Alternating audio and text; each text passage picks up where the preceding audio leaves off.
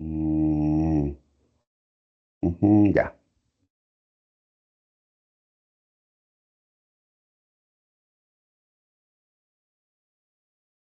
Compartir.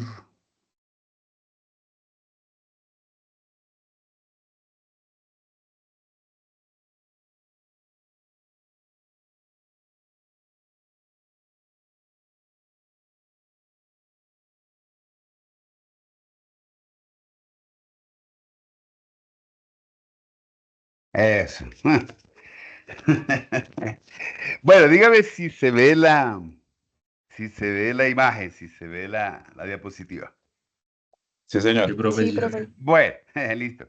Bueno, entonces mire, reproductor masculino y femenino externo es lo que vamos a revisar. Vamos a empezar primero por la parte de órgano reproductor masculino. Entonces, busquemos aquí una imagencita primero. Bueno, sí, hay dos partes ahí que se deben revisar. Bueno,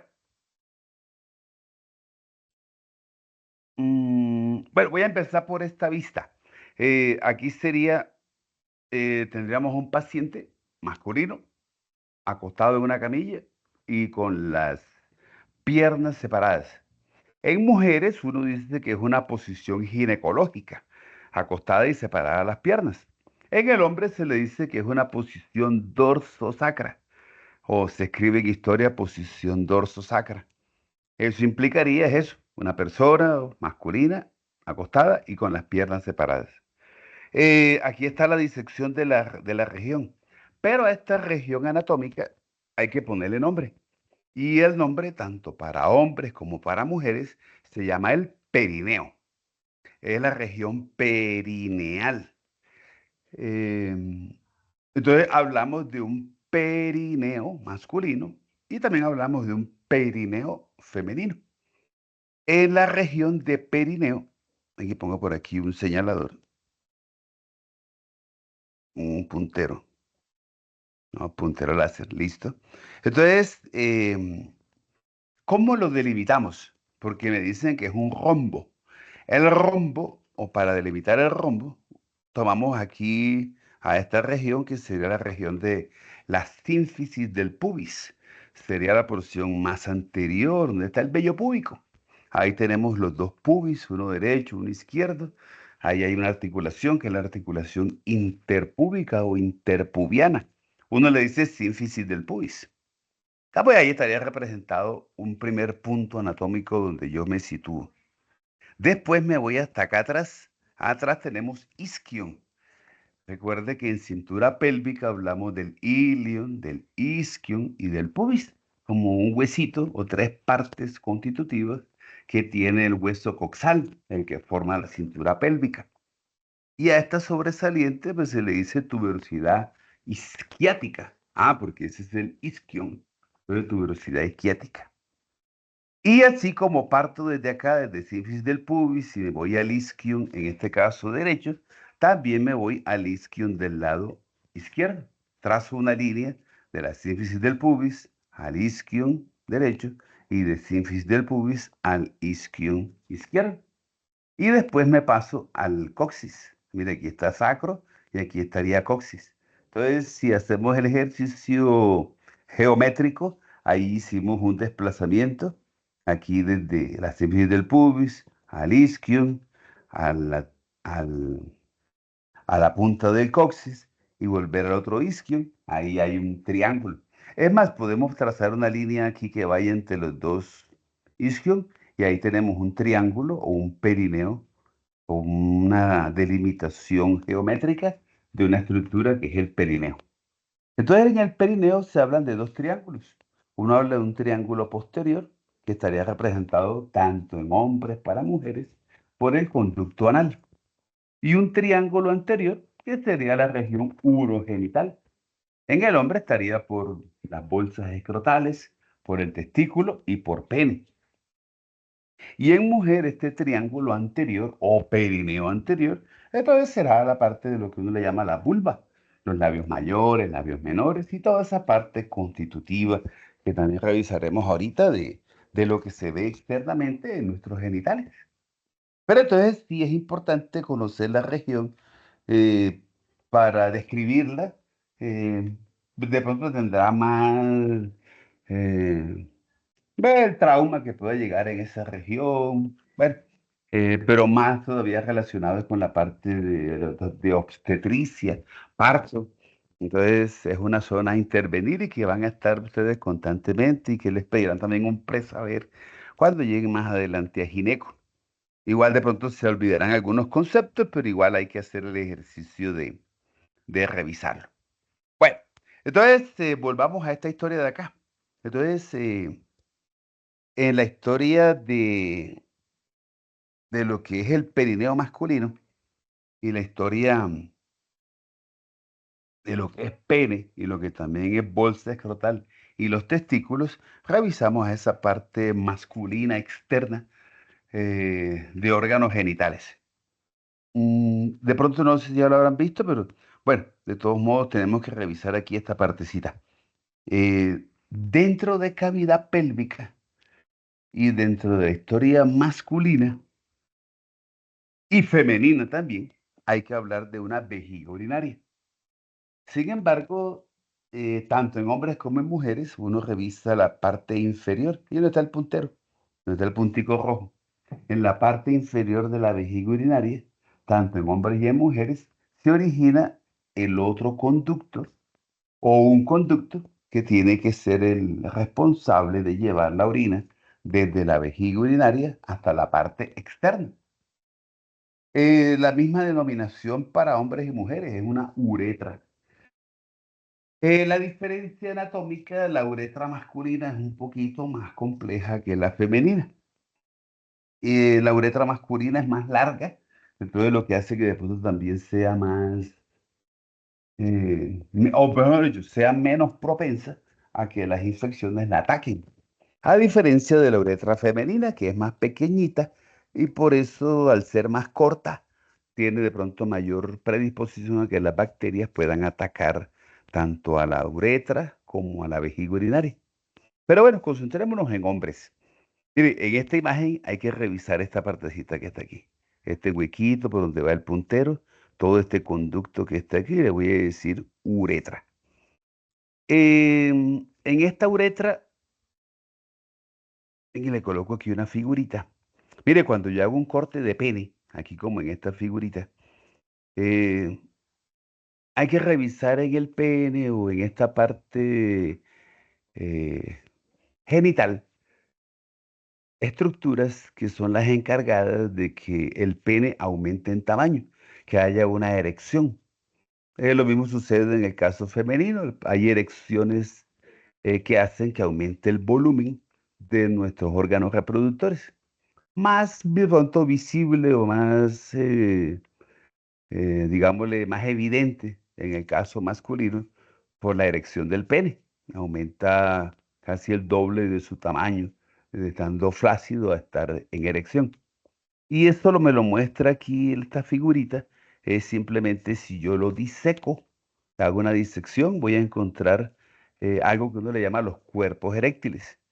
Y en la historia de cuerpo eréctil, pues es como esa estructura anatómica diseñada precisamente para que absorba sangre y que el hecho, como una esponja, y que ese absorber sangre o esa cualidad que tiene de llenarse de sangre, si uno coloca una esponja como la de los colchones, la de las colchonetas, y la encharca o seca o le echa agua, pues uno entiende ese proceso absortivo que la hace que se vuelva como más pesada, pero a la vez también se aumenta en tamaño. Al hidratarla, pues hace de que se aumente, que absorba. Y dentro de esa historia de cuerpos eréctiles aparecen unos cuerpos eréctiles que se llaman los cuerpos cavernosos y otro que se llama el cuerpo esponjoso. En esta disección, en esta imagencita que tengo aquí de Néter, me muestra eso. Aquí arriba dos cuerpos cavernosos y esto que se ve aquí rojo, que es el cuerpo esponjoso. En el cuerpo esponjoso del pene hay una parte acá inferior profunda, así como redondeada, uno le llama el bulbo del cuerpo esponjoso otros le dicen el bulbo del pene. Y es como una expansión, como una dilatación que él tiene. Y la otra dilatación es la que uno le ve en el pene, ya externamente, que es como acampanada, que se llama el glande. Entonces, tanto el glande pertenece a esa historia de cuerpo esponjoso.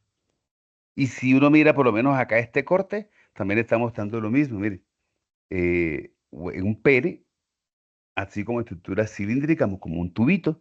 Y mire que aquí le colocan a los lados dos cuerpos cavernosos y ahí en el centro el cuerpo esponjoso. Y la historia tenía que contársela porque cuando uno revisa uretra masculina, aquí también tengo en la disección que me muestra Néter, en el pene, esto que sería cuerpo cavernoso, y acá atrásito me muestra el cuerpo esponjoso. Pero también me muestra que el cuerpo esponjoso, o que dentro del cuerpo esponjoso encuentra uno a la uretra. Entonces hay que revisar esta partecita de la uretra masculina y lo complejo de ella de la siguiente manera. Vamos a hacer entonces el ejercicio. Hacemos un ejercicio de reconocimiento de estructuras, a ver cómo nos va. Entonces empiezo por aquí. Esta bolsita es vejiga urinaria. Después de la vejiga, entonces viene como un estrechamiento, viene como un... En la cara inferior de la vejiga, las fibras musculares van a como a converger, se vuelven cilíndricas y empieza a formarse esta primera parte de uretra. A esta parte de uretra le voy a decir la uretra del cuello vesical. Cuando me hablan de vesícula, la vesícula es una bolsa. Entonces, en este caso, pues es vejiga, la bolsa. Entonces, es la uretra del cuello vesical. Es la primera parte de la uretra masculina. Algunos también le llaman preprostática. Porque es que después aquí tengo esta estructura redondeadita que parece como una almendra. Entonces le voy a decir próstata. Y estoy mirando cómo la uretra pasa a través de la próstata. Entonces también se llama a esta porción de uretra, ya le coloco nombre, le cambio el nombre y le digo uretra prostática. Más o menos eh, 3 a 4 milímetros el recorrido que ella hace por la próstata. Y aquí es importante agregarle, eh, pues como siempre hemos hecho, la parte clínica, cómo la puedo enlazar con la parte anatómica. Recuerde que la próstata es una glándula y pues para el hombre es la glándula problema. En mujeres pues tenemos la parte de mama, en hombres tenemos testículos y esta historia de próstata que después de los 40 pues casi siempre comienza a ser un problemita. Recuerde que tiene que ser blanda, friable, depresible. Los cambios que sufren las glándulas que se vuelven duras. El parénquima glandular, recuerde que se vuelve como, sí, va cambiando. Eh, Esto hace entonces que la historia masculina, al volverse duro, el parénquima de la próstata como glándula, hará que se comprima la uretra.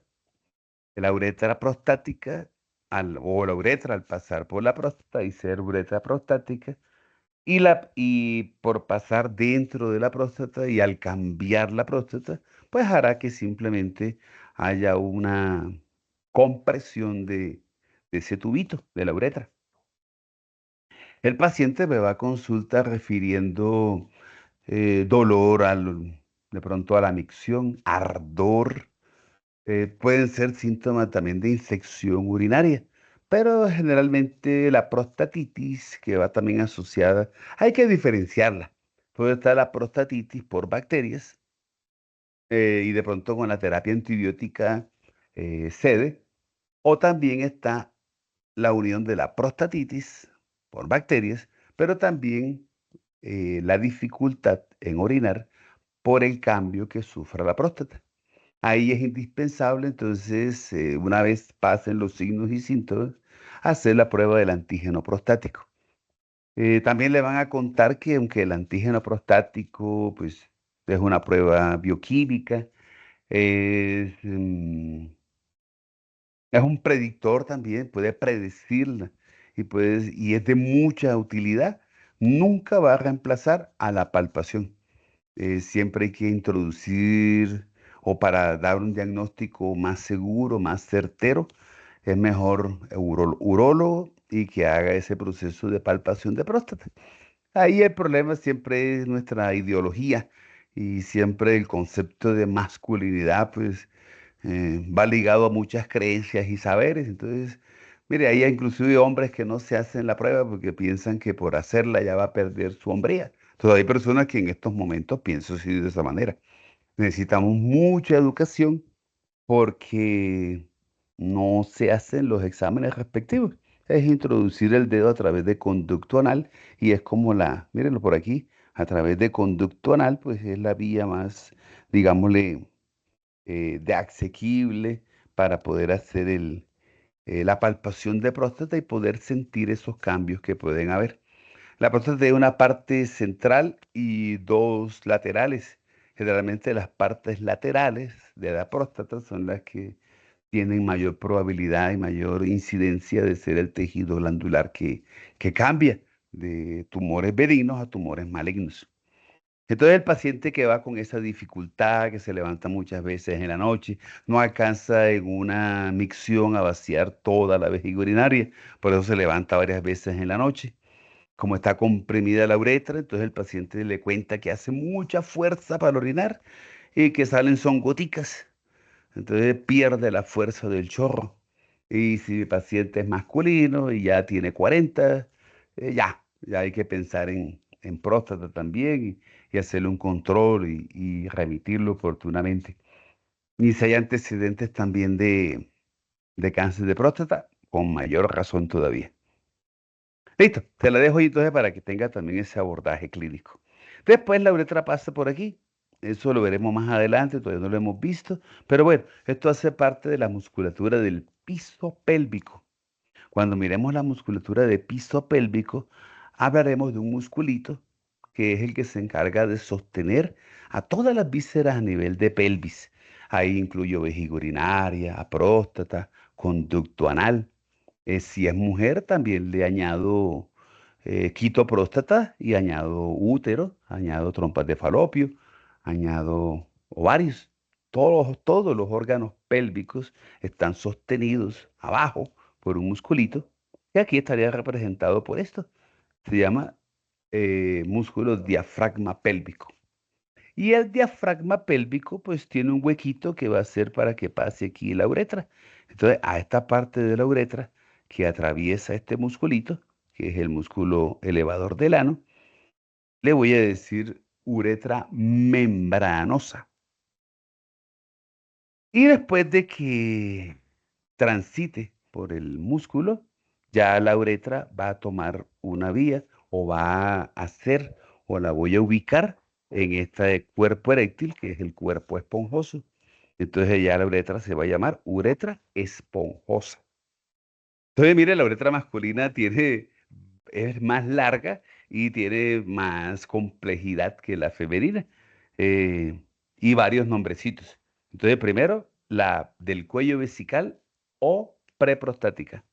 Después sigue la uretra prostática, después la uretra membranosa y después sigue esta uretra que le voy a decir la uretra esponjosa.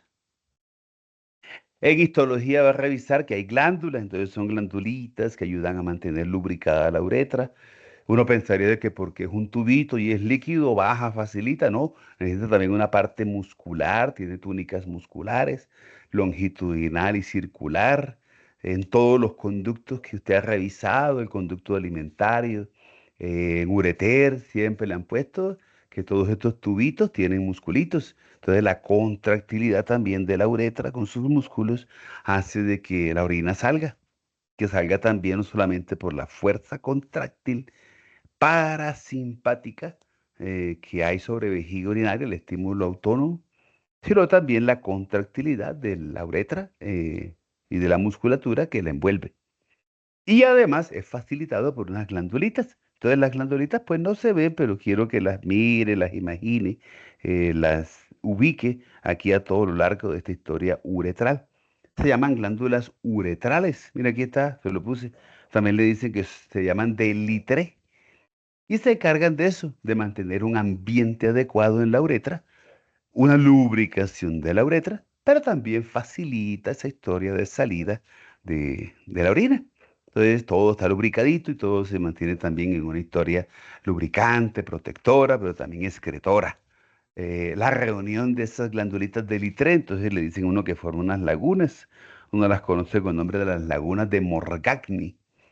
Aunque ya los epónimos se han acabado, de pronto los que vayan a ser por ahí urólogos, si les gusta la urología, y más adelante también como presaber le van a pedir o le van a hablar de estas lagunas. Es simplemente la reunión de las glándulas uretrales que forman las lagunas de Morgagni. Y listo, esa es la historia de esta parte de uretra. En uretra revisamos dos expansiones que hay. Una que está ubicada en la parte posterior, que le conté ahorita, el bulbo del cuerpo esponjoso, y otra expansión que está aquí, a nivel del glande. La de atrás, como le digo, se llama, le dicen la fosa intravulvar, porque está dentro del bulbo. Y la que está aquí en el glande se conoce como la fosa navicular, o también se le llama fosa escafoidea, pero se le llama más fosa navicular. Entonces son como las dos expansiones que tiene la uretra. No tiene de pronto mayor repercusión clínica, pero de todos modos hay que saberla y hay que saber que ellas dos existen. Entonces, dos Profe, dilataciones, una atrás y otra acá adelante. profe, ¿cómo es que llama la posterior? La más... Entonces, la posterior le llaman la fosa intravulvar. ¿Se acuerdan que aquí, mire, aquí cuando uno revista el cuerpo esponjoso, mire, la dilatación que está aquí, la base del cuerpo esponjoso es el bulbo. Entonces, las arterias, las venas, los nervios, las ramitas, todo lo que va para el pene, entonces le llaman vulvar o bulbo uretral. Ah, porque voy para el bulbo del cuerpo esponjoso donde hay una uretra. Entonces, casi todas las arterias, venas tienen esos nombres, o vulvar, o intravulvar, o bulbo uretral para cuando lo revise más adelante no se pierda. Es simplemente por el hecho de esta dilatación. Entonces, el bulbo del cuerpo esponjoso. Por eso a esta dilatación que está aquí, que estaría ubicada en el bulbo, entonces le dicen la fosa intravulvar, porque es una dilatación de la uretra en la región del bulbo, en la base del cuerpo esponjoso, de ese cuerpo eréctil. Y la otra dilatación, que aquí sí se ve más, se ve como mejor, acá casi no se nota, pero aquí sí se ve bien la dilatación que está a nivel de glande. A esta dilatación entonces le digo la fosa navicular. Y bueno, Néter no la pinta, yo la he visto en muy pocos textos también que la revisan, pero hay como una membranita ahí a nivel de esta fosa navicular. Dicen que actúa como una válvula y le colocan nombre, le dicen la válvula de Wering o de Wering. Depende de donde se coloca la tilde, pero es de Wering, tiene acento en la E. Míralo, aquí está. Es como un repliegue, como una membranita que está aquí ubicada a nivel de la fosa navicular y actúa ahí como cierta manera como una válvula. Por eso uno va al baño, los hombres cuando vamos al baño, pues orinamos y siempre uno tiene la necesidad pues como de apretar o sacudir al pene porque quedan como ciertas goticas ahí. Entonces son por eso, por esa válvula que está ahí, ese repliegue, por la válvula de Wering. Y bueno, le dejo ahí la historia. Al hablar de sistema reproductor masculino, de genital externo masculino, hay que empezar por pene y hay que empezar por esta historia de la uretra. Un poquito compleja, pero que toca hacerlo. Y en la parte de colocar arterias, venas y nervios, pues ya hemos hecho el ejercicio, pero para la historia de uretra masculina y también para la historia genital, digámosle que la principal o el más importante de la historia vasculonerviosa, cuando hablamos de arterias, entonces nos acordamos de arteria ilíaca interna. Recuerda que la otra vez revisábamos, yo le conté que la ilíaca interna como arteria era la reina de la región pélvica. Bueno, dentro de esta cobertura que tiene la arteria ilíaca interna, hay un ramito de la ilíaca que se llama arteria pudenda interna. Y la pudenda interna, aquí mira, aquí está esquematizada, mira, aquí también la veo, esta es la arteria pudenda interna, da unos ramitos que van con destino a los cuerpos eréctiles. Aquí en este caso voy a hablar de ramos uretrales o también se le dicen bulbo-uretrales.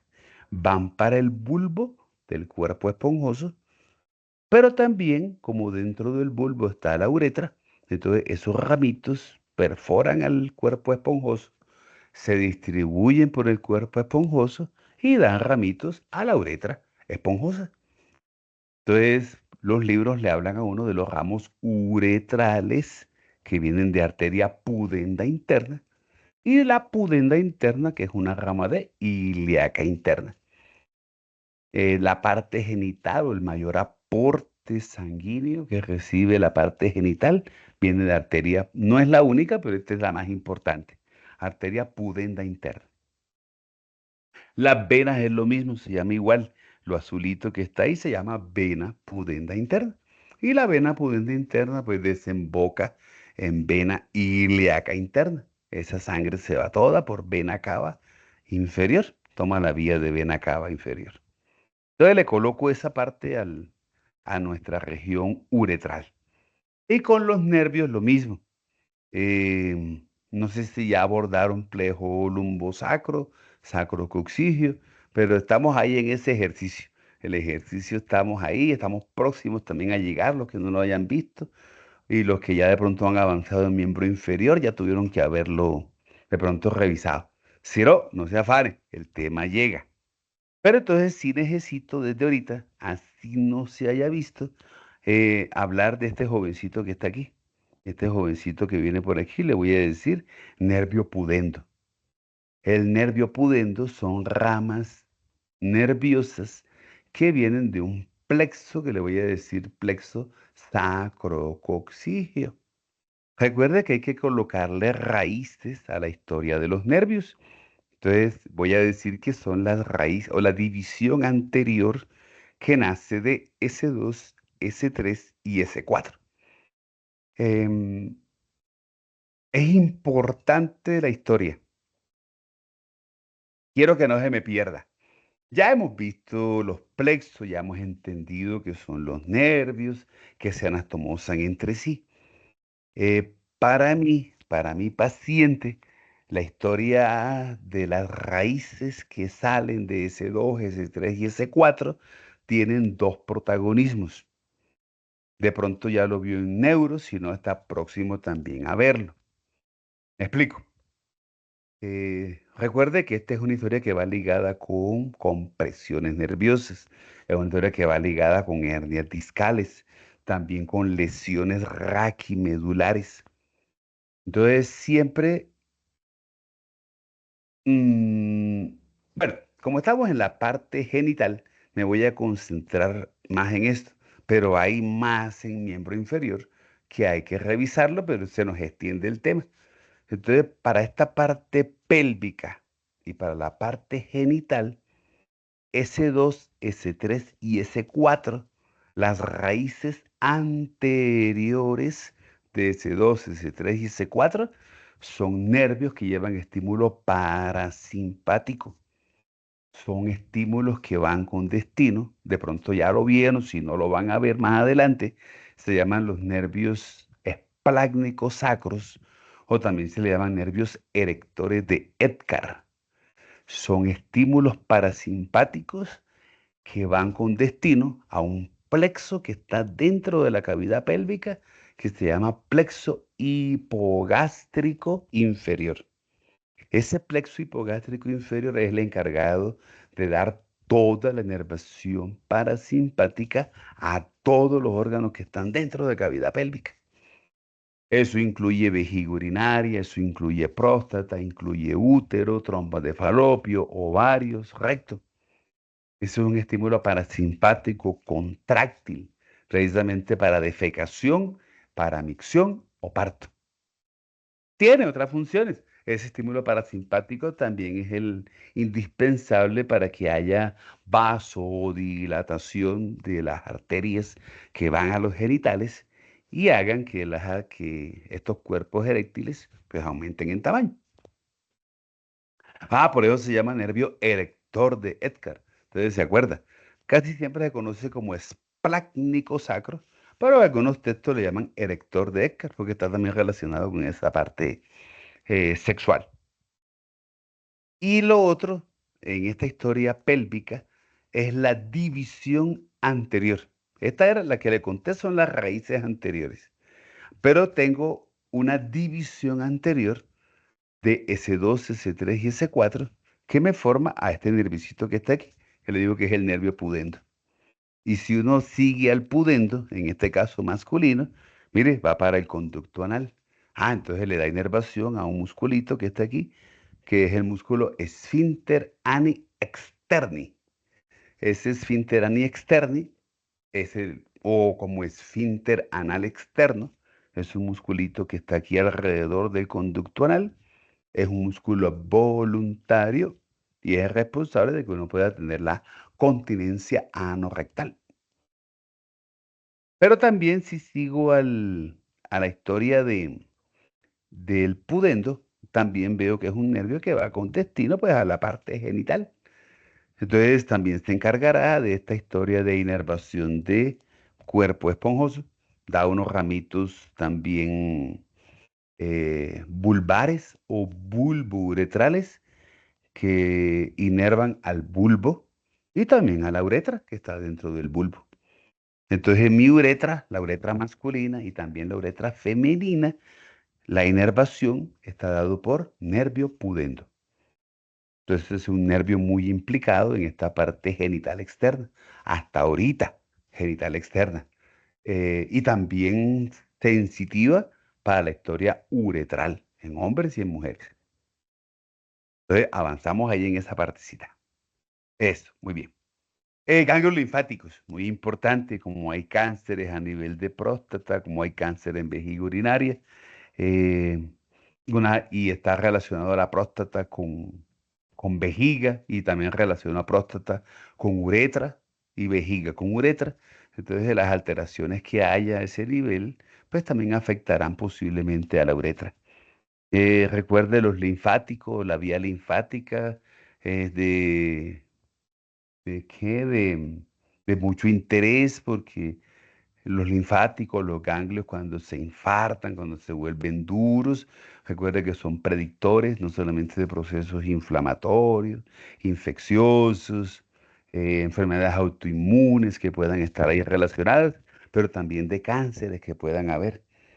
Entonces, los inguinales son los que van a ser de pronto palpables en la historia eh, de cambios que puedan haber en los genitales y la uretra estando dentro del pene y dentro del cuerpo esponjoso, pues puede ser susceptible de todo, toda enfermedad, toda alteración, toda infección o cánceres en la parte genital externa o en órganos de cavidad pélvica, están ganglios linfáticos inguinales que son palpables en el paciente, se pueden infartar.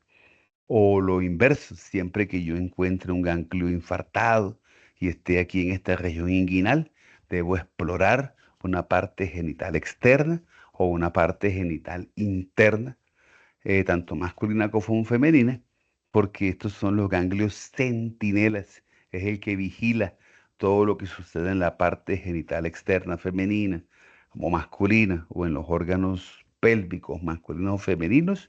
Estos ganglios linfáticos inguinales se van a infartar, van a volverse móviles, duros, dolorosos, se ven a trasluz, te lo van a enseñar, se siente, se percibe. Entonces siempre el juicio clínico lo lleva a uno a pensar y a determinar de dónde proviene. El pecado, recuerde, es encontrarlo y hacerse el de la vista gorda, y el encontrarlo y dejarlo y pasarlo por alto. No, un linfático jamás se deja pasar por alto. Se vigila, se sospecha, se hace la remisión oportuna que sea pertinente. En últimas, se tomará biopsia y será la definitiva en la historia de saber de dónde proviene o por qué. Eso solamente lo sabe el ganglio. Uno tampoco puede predecir, pero uno se imagina que puede haber.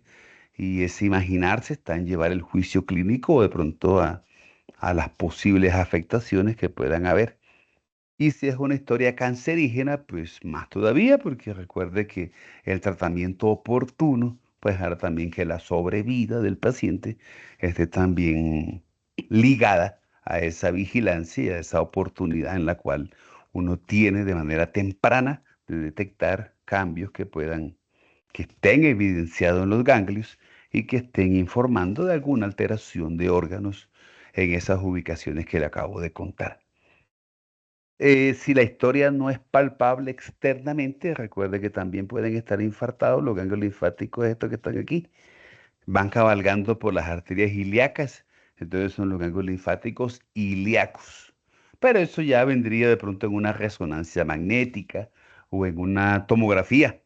Pero el reporte puede aparecer de que ganglios linfáticos inguinales, ganglios linfáticos ilíacos se encuentran infartados. También lo mismo, todo lo que suceda en cavidad pélvica va a afectar a estos ganglecitos. O pueden ser estos que se ubican aquí, a nivel del sacro, estas bolitas que se ven aquí. Entonces serán los presacros. Aquí tengo el promontorio, entonces también tengo ganglios linfáticos del promontorio.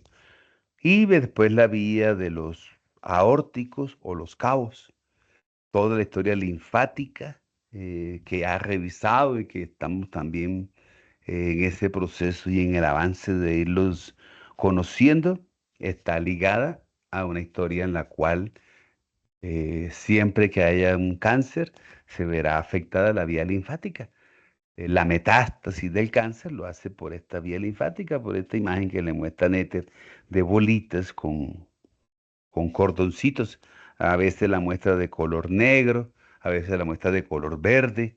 Entonces se ve toda esa red linfática, cómo se distribuye, cómo drena y pues cómo se afecta o cómo ella es predictora o cómo es de pronto en este término de la infartación que ellos sufren, los cambios que sufren los ganglios, indican o avisan de que hay procesos inflamatorios, infecciosos o cancerígenos.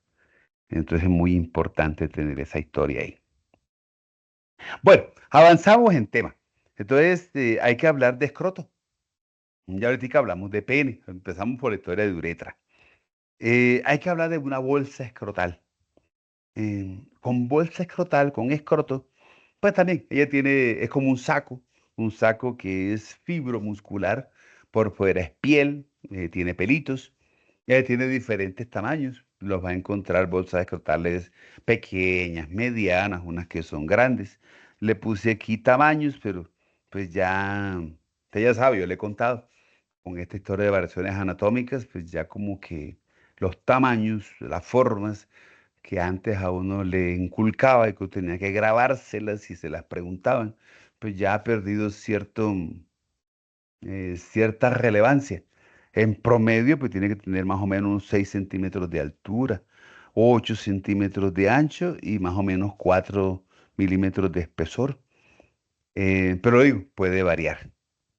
Em, Generalmente tiene un tabique, este que se ve aquí en el centro.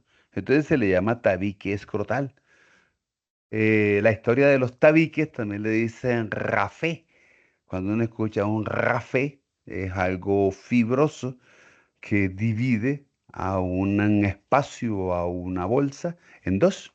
Entonces aquí tengo un rafé escrotal, que es como una historia de un tabique que hace que esta bolsa escrotal esté dividida en dos compartimentos para alojar al testículo derecho y al testículo izquierdo.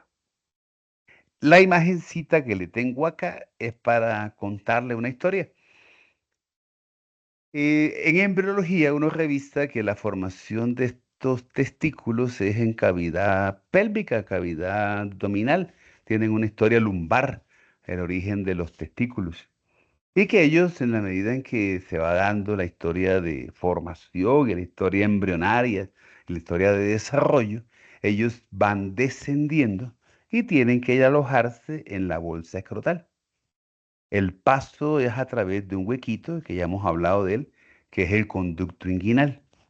Pero uno puede encontrar o debe, eh, a la hora de esa valoración que se le hace al recién nacido, está la de palpar las bolsitas escrotales, porque a veces los testículos no descienden, no se alojan en la bolsa escrotal. A esa condición clínica se le coloca este nombre que está aquí. Se le llama la criptorquidia. La criptorquidia se entiende como el no descenso del testículo a la bolsa escrotal. Puede ser como en este caso unilateral o también puede ser bilateral, la criptorquidia. Y generalmente el sitio donde ellos se ubican, donde se atascan, es ahí, a su paso por el conducto inguinal. Por eso lo revisábamos esa vez y por eso lo miramos y lo entendimos, lo ubicamos, porque es la única, lo entendimos como una vía de paso o como una comunicación que había entre los genitales externos, masculinos y femeninos, con la cavidad pélvica o con la cavidad abdominal. En su momento yo les conté que las arterias, venas, nervios, no todos, pero sí la gran mayoría, de las estructuras que deban ir a la parte genital externa, ligamentos que sirvan para sostén, como en el caso del útero, tenían que pasar por el conducto inguinal.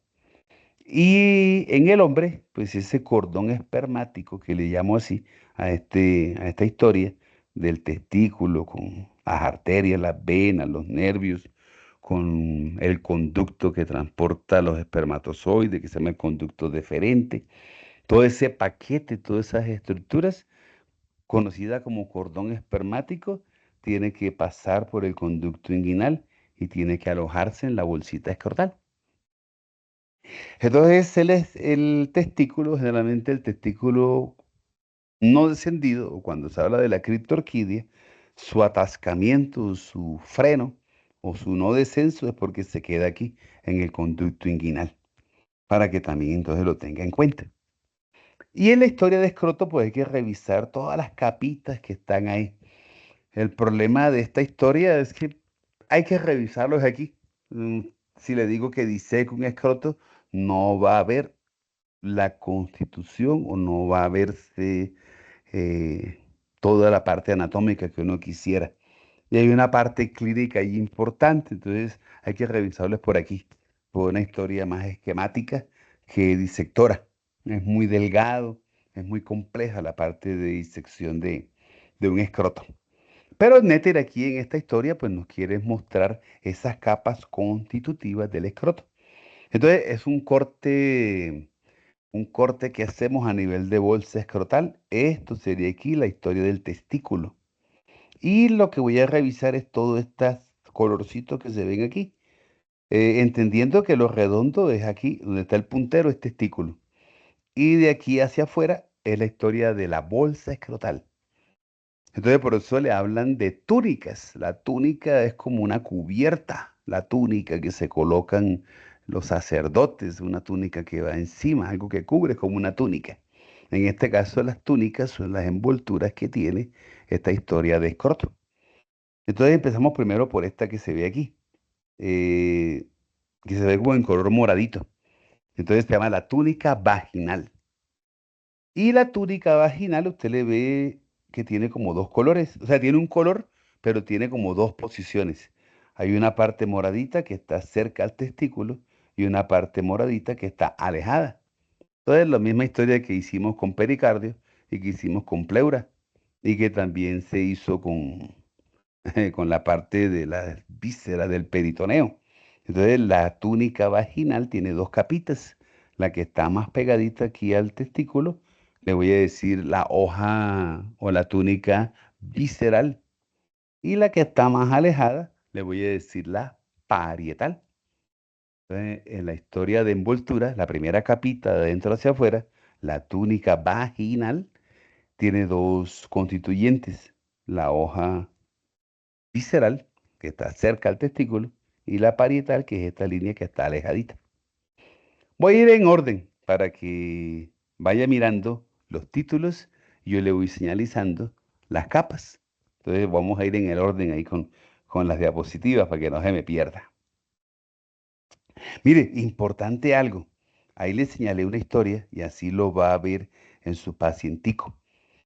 Trato de esquematizarle aquí también un problemita que hay a la historia de revisar las capas genitales, más en el caso masculino que en el femenino, pero en el femenino también lo vamos a revisar la complejidad que tiene. Y es que, mire, la historia del conducto inguinal, Néter aquí le trata de mostrar es que esta historia es un paso que tengo que hacer porque tengo que atravesar una pared que es muscular. Ya vimos la pared abdominal. Te recuerdo que este es el músculo oblicuus externus abdomini. Este que está aquí es el músculo oblicuus interno. Este es el músculo transversus abdomini. Aquí le está mostrando el peritoneo. Entonces es una historia de una fascia y de capas que están constituyendo a la pared abdominal, que tengo un hueco, un conducto, que es un conducto inguinal, pero que también tengo un cordón espermático, que es este que está aquí, que tiene que atravesar a esta pared abdominal. Entonces, simplemente se acuerda, es como el desafío. Si le pone, usted tiene que pasar por ciertas, se ha visto el desafío ese de caracol. Entonces, si usted tiene que pasar por un barrial, pues usted se va a untar de barro. Si tiene que pasar por una piscina, pues tendrá que mojarse porque es una piscina. Si le pongo, por decir algo, cualquier región y cualquier estructura y que tenga que atravesar a través de ella, valga la redundancia, pues usted tendrá que traerse algo de ese paso que hace por esa pared. Entonces, la historia del cordón espermático es esa, y una historia compleja porque el atravesar la pared del abdomen hace que usted se traiga parte de esas estructuras que usted está atravesando. Comienzo por aquí, mire, peritoneo. Esta manchita y esto que se ve aquí como con color amarillito, ese es el peritoneo parietal anterior, como cubierta de la pared abdominal. Después viene una estructura que se llama la fascia transversalis. Es una aponeurosis que recubre al músculo transverso del abdomen. Después sigue el músculo oblicuo interno del abdomen, oblicuos internos abdomini, y el último el oblicuus externus abdomini. Entonces, simplemente es para que comprenda algo. Parte de la historia constitutiva de las capas escrotales del escroto es porque me traigo parte de algunas estructuras que estoy atravesando. En este caso, la pared del abdomen. Y una de esas estructuras es el peritoneo. Entonces, cuando yo como cordón espermático atravieso y empiezo a perforar la pared del abdomen, me traigo parte del peritoneo parietal anterior. Arrastro, me traigo parte de ese peritoneo. Entonces, la túnica vaginal, esa que le acabé de contar, se origina del peritoneo parietal anterior. ¿Por qué es importante conocer esta historia? Porque en el desarrollo yo necesito que ese peritoneo forme a la túnica vaginal, pero otra parte del peritoneo que no vaya a formar túnica vaginal, pues tiene que involucionar. Eso lo ha visto en embriología y lo ha entendido y más adelante seguirán hablándole de esos temas. Yo también se los he contado. Entonces, en el desarrollo necesitamos unas estructuras, pero después de que ellas se formen, Lo que queda de ellas tiene que involucionar. Si no involuciona, si no se atrofia, por ponerle un nombre, forma quistes. Entonces, esta es la flechita que está aquí. Cuando usted revise la historia, esto se llama los quistes de Nuco. Los quistes de Nuco son eso, unas bolsitas que se llenan de líquido. Generalmente están al ladito del pene, está en una historia encima del escroto y lo ve así como una bolsa llena de líquido. Son quistes benignos, pero tienen que operarse. Y es parte de los restos embrionarios de la túnica vaginal que no involucionó.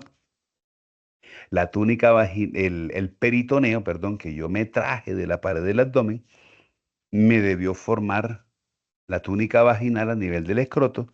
El resto ha debido involucionar y si no involuciona y se mantiene permeable, entonces me forma esta imagen clásica, así tal cual como se la estoy mostrando, la va a ver.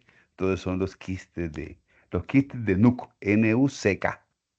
Cuando los vea, pues ya sabe dónde provienen, cuando los revise, lo va a ver en embriología, lo va a ver de pronto en histología, en anatomía se ve y más adelante cuando esté en patología y en esta historia semiológica se acordará también y bueno, te pedirán entonces o le hablarán de una historia en la cual es quistes originados por esta historia de pared del abdomen y entender eh, eso que le estoy contando, como al atravesar y al perforar, algo me traigo, algo me unto, por ponerle un nombre, al pasar a través de una superficie.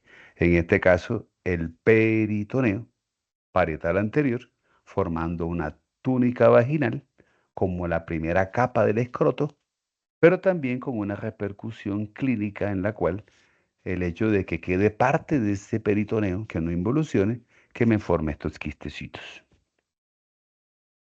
Sigo con la segunda capa, con la otra. Entonces la que está aquí en color azulito. Entonces se llama la fascia espermática interna. También le dicen túnica fibrosa profunda. Es esta que está aquí en color azulito. Y como estoy atravesando la pared del abdomen, entonces también esta capa tiene que tener algo relacionado con la pared del abdomen. Entonces, la fascia transversalis. Yo le conté ahorita, mire, esta que está aquí, esta. Entonces, primero tengo esta que es el peritoneo. Después sigue la fascia transversalis. Mire cómo el cordón espermático, Ainéter inclusive me lo muestra, mire, atraviesa la fascia transversalis y se trae parte de esa fascia. La fascia transversalis, como parte de la pared del abdomen, también va a ser una capa que recubre al escroto. Y esa capa le voy a decir la fascia espermática interna o túnica fibrosa profunda. Esta que está aquí en color azulito. Entonces es una envoltura que tiene el escroto y que está en el escroto, pero proviene de la pared del abdomen. La otra es la túnica muscular. Entonces esta que donde está el puntero. Aquí está en color como rojito. Un color, sí, rojo, como color ladrillo. Entonces, la túnica muscular que tiene el escroto nace de un musculito del abdomen. Entonces, del músculo oblicuus internus abdomini. Cuando el cordón espermático pasa a través de la pared del abdomen, se trae parte del músculo oblicuus internus abdomini. Y el músculo oblicuus internus abdomini, o parte de esa musculatura, en el escroto a esa túnica muscular le cambio el nombre. Entonces, sé que viene del músculo oblicuo interno abdominis, pero en el escroto le coloco el nombre de músculo cremaster. El cremaster hace parte de una historia también de un reflejo. Uno habla del reflejo cremastérico. La bolsa escrotal tiene la cualidad de poder el músculo contraerse o relajarse. Si se hace un estímulo a nivel genital o un estímulo a nivel escrotal, uno valora el reflejo cremastérico. Y simplemente es por eso, porque al hacer el estímulo, pues tiene que contraerse el musculito. También en la cara, en el tercio superior de la cara anterior y medial del muslo, a nivel de miembro inferior, también cuando uno hace ese estímulo en esa región, provoca un reflejo cremastérico. Entonces la cualidad que tiene la bolsa escrotal de poder estar como distendida, como escurrida, como caída, o también la cualidad en la cual el músculo se contrae y la bolsa se reduce en tamaño. Entonces ese es el reflejo cremastérico. El escroto tiene, el testículo tiene que estar 2 o 3 grados por debajo de la temperatura corporal. Entonces el reflejo cremastérico también sirve como una parte, digámosle, de darle un ambiente adecuado a los testículos.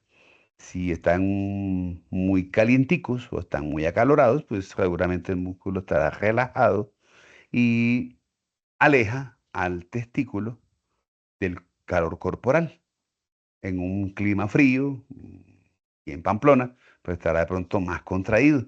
Hará que el músculo se contraiga para acercar y darle un poquito más de calor al testículo al acercarlo al cuerpo. Reflejo cremastérico importante. Mm, valorarse en los niños se valora. Eso se lo cuentan también más adelante. Hoy queda una parte clínica y es el hecho de que los pacientes o puede encontrarse un paciente en urgencias con un dolor a nivel del testículo, un dolor intenso, fuerte, y le cuenta que él antes del dolor estaba levantando, no sé, un bulto, póngale 50, 60, 70 kilos. Si se hace una fuerza excesiva en la pared del abdomen, una contractilidad excesiva a nivel de la pared abdominal, por levantar peso, por un trauma, casi siempre por levantar peso, por un trauma, golpe, puede originar de que haya una torsión testicular. Y la torsión testicular es simplemente de que, pues, como se habla de eso, yo le doy a usted una toalla mojada y le digo que la exprima, que le saque el agua, usted la enrolla con sus manos, le hace fuerza y la dobla. Eso es una torsión. Entonces la torsión es como un giro. El cordón espermático gira dentro del conducto inguinal y duele. Se llama una torsión testicular. ¿Cuál es el signo de alerta? Generalmente la torsión testicular, pues el paciente se le da reposo y se le da algo de tiempo para que vuelva como fisiológicamente y a desenrollarse el conducto inguinal, perdón, el cordón espermático y pasa progresivamente el dolor, generalmente con reposo. Pero cuando no se debe esperar, cuando es necesario llamar a cirugía o llamar a urólogo o cuando hay que intervenir quirúrgicamente a este paciente, es cuando el paciente, cuando tenga el antecedente de torsión testicular, se le haga reflejo cremastérico y no responda. Cuando no hay reflejo cremastérico, se entiende de que la torsión es tan fuerte que comprimió al nervio. El nervio que llega a esta región, hay dos probabilidades. Bueno, hay dos que llegan. Uno se llama gérito femoral y el otro es parte del músculo, del nervio ilioinguinal. Generalmente el estímulo motor es por nervio ilioinguinal o abdomino genital menor. Pero el problema es que a veces el abdomino genital menor no se forma. Entonces, si el nervio ese no se forma, el otro nervio que puede estar implicado ahí en esta historia es el génito femoral. Eso es plexo lumbar. Son ramitos que nacen del plexo lumbar. Pero bueno, independientemente de cuál de los dos nervios sea, ya sea el génito femoral o el ilio inguinal, la ausencia de reflejo cremastérico implica de que la torsión es tan fuerte que el nervio está comprimido. Pero el problema es que el nervio, si está comprimido el nervio, recuerde que hay un paquete vasculonervioso. Entonces también la arteria testicular estará también comprimida y la vena testicular también. Entonces, la ausencia de reflejo cremastérico implica de que el paquete nervioso está comprimido. Y voy pensando en la gónada, voy pensando en el testículo, voy pensando en la compresión y en la falta de flujo de la arteria testicular y que puede afectar al testículo. Entonces, ese es un signo de alarma y de alerta para hacer y llamar inmediatamente a que sea valorado y seguramente lo pasan a cirugía porque ya es complejo, ya se pone en peligro la parte de gónada. Bueno, eso con respecto al músculo cremaster. ¿Y de dónde proviene? La otra entonces será la que está en color verde. Entonces se llama la fascia espermática externa. También se le llama la túnica fibrosa superficial. Otros le colocan también el nombre de fascia de Cooper. Esta fascia espermática externa eh, está, está más dada por el músculo oblicuos externus abdomen. De ahí proviene. Como capa. Entonces también la misma historia. Atravieso y me traigo parte de. Entonces la fascia espermática externa o túnica fibrosa superficial o fascia de Cooper como capa envolvente del escroto y proviene del músculo oblicuos externos abdomen. Y ya voy terminando. Ja, la otra que viene aquí, entonces, aquí la que está como en color blanco, es como un espacio. Algunos dicen que no es una túnica como tal, porque no es como una envoltura, pero se le llama, es un tejido conjuntivo, es tejido conectivo, que envuelve, que tabica. Entonces, es una historia también vascular, nerviosa, donde van linfáticos y se conoce como la túnica celular. Pero es tejido conectivo, ya no es parte de una historia de abdomen, es parte de ya de tejido como tal. El conectivo, porque ya voy hacia afuera, ya voy hacia el epitelio. Entonces recuerde que debajo del tejido epitelial pues está el conectivo. Entonces debo tener por lógica un tejido conectivo como capa, como envoltura, que tiene la región en particular. Y le digo la túnica celular.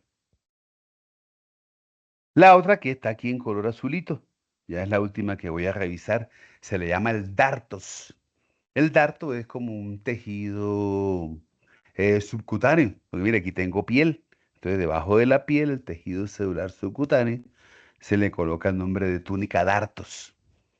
Él proviene de una capita del abdomen. Cuando estábamos en abdomen, debajo de la piel, en el tejido celular subcutáneo del abdomen, recuerde que hay fascia de Camper y hay fascia de Scarpa. La fascia de Camper es el tejido graso que está en la pared del abdomen. La fascia de escarpa es la parte membranosa de la envoltura. Entonces, este darto proviene de eso, de la fascia de escarpa de la pared del abdomen, de esa envoltura membranosa de la pared del abdomen, es la que origina al dartos. Y este darto no solamente está aquí en la historia del escroto, sino que el darto también forma parte, mire, del tabique, del rafé escrotal. Y hay un darto que también es peniano. Entonces también es un darto que se ubica a nivel del pene. Es una capa del escroto. Hace parte de la historia del rafé escrotal. También le sirve como de un ligamento suspensorio. Mire que se fija a la base y a la parte inferior del pene. Entonces no solamente sería para separar o como tabique, sino que también ayuda como a sostener. Por eso también se habla de que el darto contribuye a ser parte de un ligamento suspensorio del escroto, que sería este que estaría aquí, entendiendo que ayuda a sostener a la bolsa escrotal. Y listo, esa es la historia ahí de escroto. Lo mismo, todo lo que sea genital, entonces pudenda. Hay varios ramitos, pero la arteria pudenda interna, rama de ilíaca interna, le dan unos ramitos escrotales. También tengo, mire, aquí está la arteria femoral. La femoral da unos ramitos que se llaman pudendos externos. La ilíaca da pudenda interna y la femoral da unos ramos pudendos externos. Entonces, todo, e incluso las arterias de la pared del abdomen, como es parte de una historia cutánea que se continúa de la pared del abdomen hacia la parte genital, solamente que la piel se vuelve como más arrugadita y se ve de diferente textura, un poquito más oscura. Pero también parte de la historia de las arterias de la pared del abdomen contribuye también a la historia de irrigación de la pared cutánea escrotal. Pero principalmente son las pudendas externas, ramas de la femoral, como está en esta figurita, la pudenda interna, que da los ramos perineales, superficiales y que son con destino al escroto. Los linfáticos, lo mismo, los inguinales son los más importantes. Y toda esta historia venosa, pues se irá hacia vena femoral, eso se va a ilíaca externa. Si es por el lado de la pudenda, me voy por ilíaca interna y eso termina a nivel de cava inferior. Las mismas venas con los mismos nombres, solamente que en sentido contrario. La historia de irrigación del escroto. Y en los nervios, pues, mire, aquí le tengo el plejo lumbar. Mire, aquí estaba el nervio genitofemoral. Mire, L1 y L2, genitofemoral. Aquí está la historia de L1, que se la conecté con T12.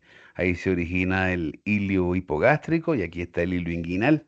Entonces, es lo que le estaba contando ahorita, de la historia del músculo cremaste, de la historia sensitiva, del escroto.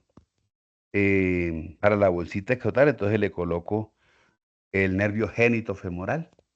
A la bolsa escrotal sensitivo también le coloco el hilio inguinal, el hilio hipogástrico y los ramos de pudendo, como los cuatro nervios más importantes en la historia sensitiva del escroto. El pudendo, el hilio inguinal, el hilio hipogástrico y también el génito femoral. Eso le da esa parte sensitiva tan especial que tiene la región escrotal. Hay otros nerviecitos y aquí hay que revisar pues esto que está aquí, esto es el plejo sacrococcigio. En el plejo sacrococcigio, y más porque hay que evaluar una parte escrotal que puede tener dolor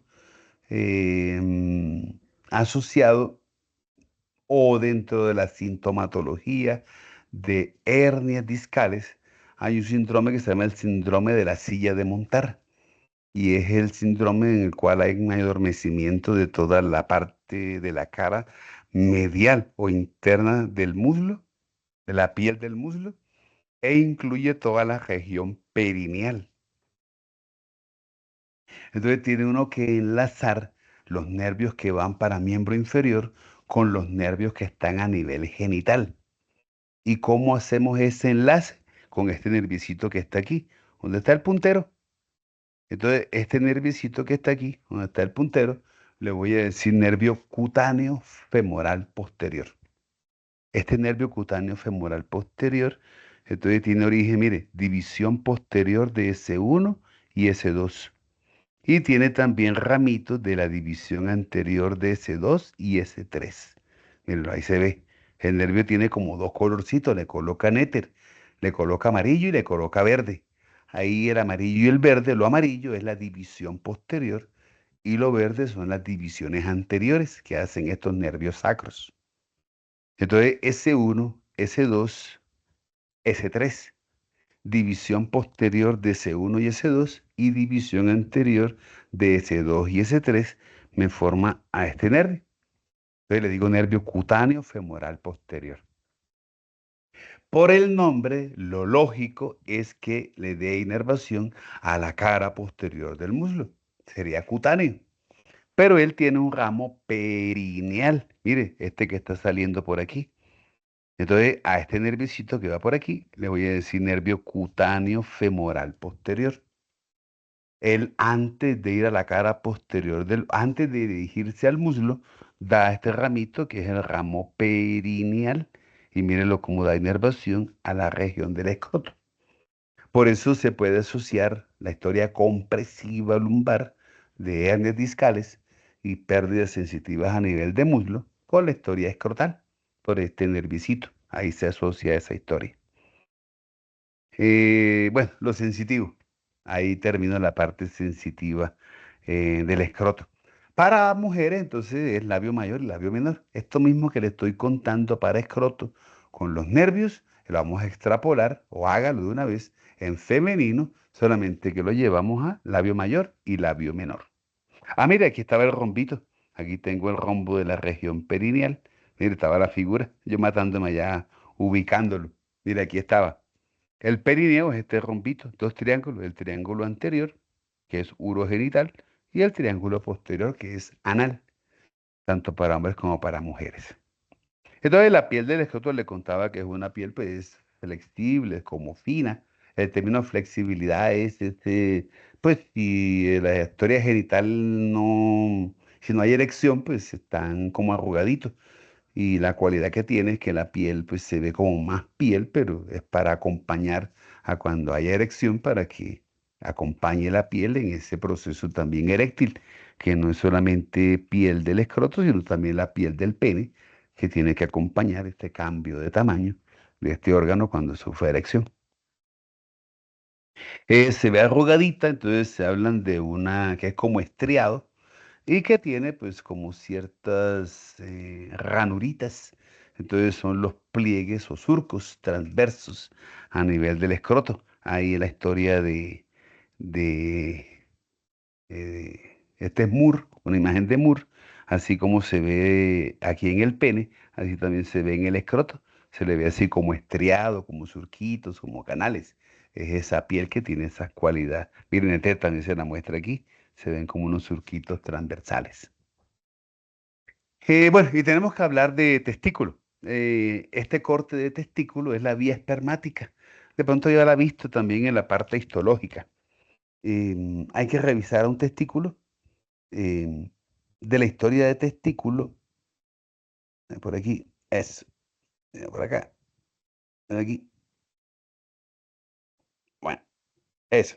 Entonces, gónada masculina, testículo. Al hacer el corte, se ve así como azuloso. La capa azulosa, la más superficial, se le llama la túnica albuginia. Hay que hablar de albuginia testicular porque el ovario también tiene una albuginia. Entonces, para diferenciarla. Y se ve así azulosa como está aquí. Entonces, al hablar de la gónada, también le colocan longitudes, pero también tiene diferentes tamaños. Unos testículos más pequeños, unos medianos, unos grandes. En promedio, más o menos pesa 20 gramos. Tiene que tenemos unos 4 centímetros en longitud, un 3 de ancho, 2,5 en espesor aproximadamente. Pero bueno, indiferentemente de, tiene una envoltura que le voy a decir la túnica albuginia. Y la albuginia veo cómo se introduce, cómo se mete adentro, se invagina y está tabicando al testículo. Son más o menos entre 250 compartimentos que hay dentro del testículo, aproximadamente. Es una glándula mixta. La secreción que tiene internamente se da por unas células que se llaman las células de Leydig. Eso ya de pronto ya lo vi en embriología. Son las que producen testosterona. Y la secreción externa, porque serán los espermatozoides. Entonces, por eso se habla de una glándula mixta como tal. Entonces, la albuginia forma tabique, forma compartimentos. Estos compartimentos, mire que adentro ve como unos canales, como unos tubitos. Entonces, estos tubitos se le llaman los túbulos o canalículos seminíferos. Son 3 o 4 aproximadamente que hay en cada compartimento. La historia de los compartimentos más los túbulos seminíferos o canalículos seminíferos hace que hable uno de lóbulos testiculares. Entonces le dice que cada testículo tiene aproximadamente en sus compartimentos, esos 250 compartimentos, también le digo 250 lóbulos testiculares. Los lóbulos es el conjunto de el compartimento y lo que está dentro, que son los túbulos seminíferos. Pero de ahí, en esta historia, voy a utilizar solamente estas figuritas, no es necesario otra figura, con esta nos queda perfecta. Pero de estos 3 a 4 canalículos que hay en cada lóbulo testicular, solamente uno tiene que salir. Entonces, seguramente de estos 3 a 4 deberán unirse y reunirse para formar un conductico. Entonces, de cada canalículo va a salir un túbulo seminífero recto. O sea que tiene que haber de 200 a 250 túbulos seminíferos rectos. Sería la confluencia de que en cada lóbulo, en cada compartimento, de los 3 o 4, al final solamente uno tiene que salir. Y como son 250 compartimentos, entonces deberán haber más o menos 250 túbulos seminíferos rectos. Todos ellos, todos estos tubulitos que está viendo aquí recto, mire, este es un túbulo recto, aquí se ve un túbulo recto, aquí se ve un túbulo recto, todos van a converger a la parte posterior y superior del testículo. Ahí forman esta manchita que se ve aquí. Esto que usted está viendo aquí se llama la red testicular de Haller. Halleler. En otros textos la van a encontrar como rete testis. Pues dependiendo del libro que estén revisando. Rete, R-E-T-E, guión, testis, de testículo. Rete de red y testis de testículo. Entonces se le dice la rete testis. O en el idioma normal se le llama la red testicular o red testicular de Haller. Cara posterior y superior del testículo y es la reunión de los 250 aproximadamente túbulos seminíferos rectos. Después de la red testicular o de la red testicular nace esto que está aquí. Entonces serán los conductos eferentes. Que son más o menos 10, 12 a 14 conductos eferentes. Los conductos eferentes se reúnen y me forman una estructura que la voy a ubicar en la cara superior y posterior del testículo. Esto que está aquí, se ve ahí como un gusanito enrollado. A esto le voy a decir el epidídimo. Y al epidídimo se le coloca 3 partes. Tiene una cabeza, tiene un cuerpo y tiene una cola. Entonces, y es una historia de que ya aquí estoy dentro de la bolsa escrotal y ya aquí estoy por fuera de la bolsa escrotal. Ya esto es parte del cordón espermático. Y esto también es vía espermática masculina. Entonces tengo a mi epidídimo con la cabeza, con el cuerpo y con la cola. De la cola del epidídimo o en la cola del epidídimo veo que después se continúa como un conducto. El epidídimo termina en la cola, pero después de la cola del epidídimo sigue un conducto, hay una continuidad. Y a ese conducto le cambio de nombre. A ese conducto ya le digo conducto deferente. Y este conducto deferente es el conducto que sale de la bolsa escrotal, va por el cordón espermático, entra a la cavidad pélvica. Es una historia que va hacia adentro de cavidad pélvica. Allá miraremos en su momento esa historia. Solamente le coloco a esta vía espermática, eh, la llevo hasta aquí, hasta el conducto deferente. Es una historia que está en el testículo, está en la bolsa escrotal y que después pasa por un cordón espermático y que la llevamos hacia adentro de la cavidad abdominal. Allá haremos después esa historia. Mire, aquí la historia de Moore también le muestran la separación, los tabiques, los lóbulos testiculares. Pero se ve más bonito aquí, en esta que es la de Moore. Bueno, ahí le tengo. Esta yo no se la he enviado, yo se la envío después más adelante para que pueda revisarla, pero eso que viene más adelante es lo que le acabo de contar, entonces no tiene mayor problema. En esta figurita de pronto recordarle algo.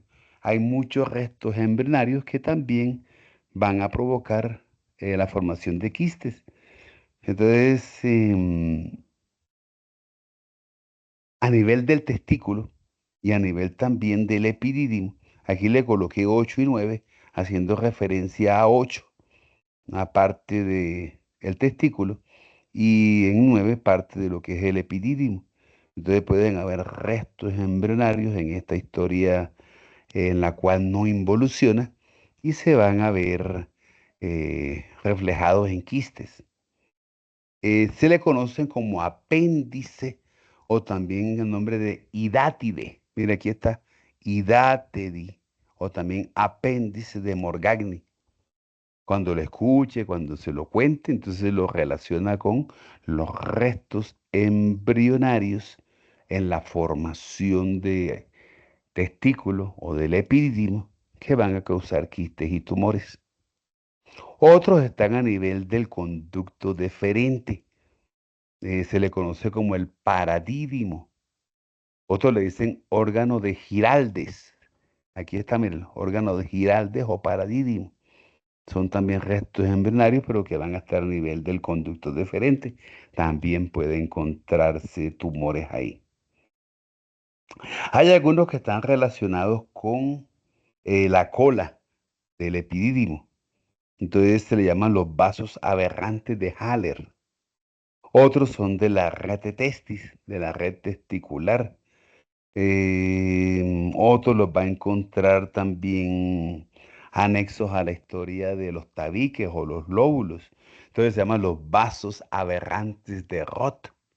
Todo eso que está aquí en la diapositiva y todo eso que está aquí en los numeritos y que está aquí en esta imagen es para entender, comprender que hay restos embrionarios que pueden potencialmente ser productores de quistes. Con esos nombres pues como muy raros, pero que igual hoy se revisan, lo va a revisar en embriología y también seguramente cuando esté en patología volverán otra vez a mirarlos. Con respecto a las arterias que habían para el testículo, entonces tengo una arteria testicular que también se le llama espermática. La pusimos cuando hicimos el ejercicio, la pusimos aquí, mire, en la aorta, de la aorta abdominal, mire, en la cara anterior de la aorta, debajo de la arteria renal, está naciendo una arteria testicular que baja por toda la pared posterior del abdomen, cruza, mire, atraviesa y pasa por el ureter, pero una arteria testicular, pues que va con destino a ir dentro de un cordón espermático y ser la arteria que va para todo lo que acabamos de contar, para testículos, para toda la historia de los conductos seminíferos, los túbulos seminíferos, la red testicular, el conducto deferente, los conductos eferentes, el epidídimo, todo eso que acabamos de ver está irrigado por esta arteria, arteria testicular. Puede nacer de la aorta casi siempre, pero también puede nacer de la arteria renal. La puede uno encontrar naciendo de la renal. Es la arteria que provee la irrigación a la historia de las gónadas. Con respecto a las venas, es homónima. Es una vena que se llama también vena testicular. La vena testicular derecha drena en aorta. La testicular izquierda drena en vena renal izquierda. En la historia del, en la historia del escroto, hay que colocarle un pequeño problemita. Ya le cuento. Mire, eh, si uno revisa aquí la historia, vamos a ponerla acá de este ladito.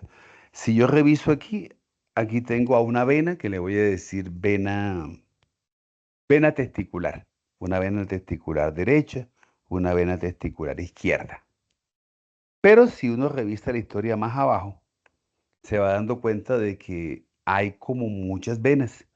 En la historia de el drenaje venoso de escroto, pero también de testículo, hay muchas venas que convergen.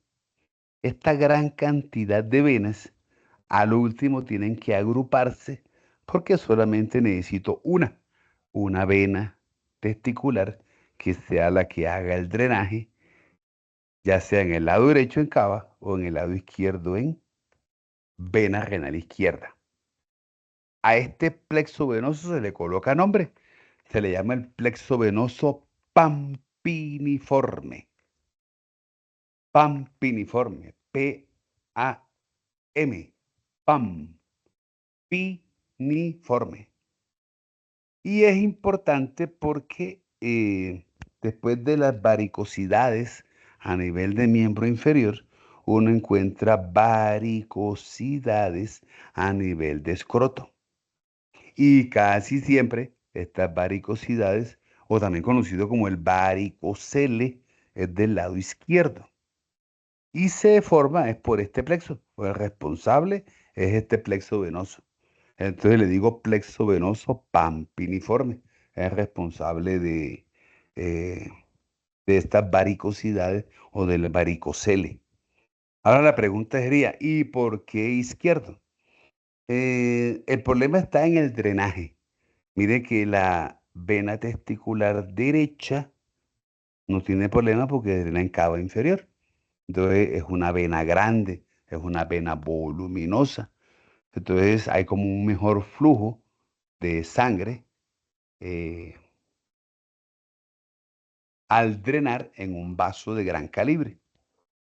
Pero si uno ve el lado izquierdo, en la vena testicular izquierda, pues va a drenar es en vena renal. Y la vena renal izquierda no solamente maneja la sangre venosa renal, sino también la sangre venosa que viene de la glándula suprarrenal y también la sangre venosa del músculo diafragma torácico-abdominal. Y por debajo veo que llega la vena testicular. Entonces la vena renal por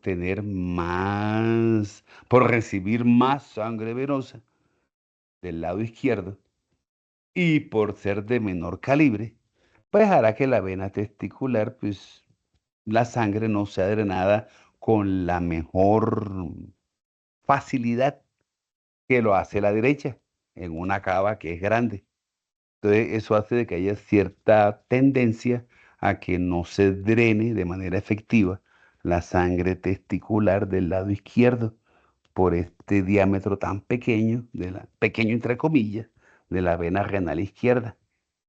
Por eso los varicoceles tienden a ser del lado izquierdo, por ese drenaje, eh, digámosle, a una vena que no es de gran tamaño y que hace que la sangre pues se devuelva. Se aumenta la presión en la vena testicular, aumenta la presión en el plejo venoso pampiniforme y hace que se forme esta historia de varicoceles.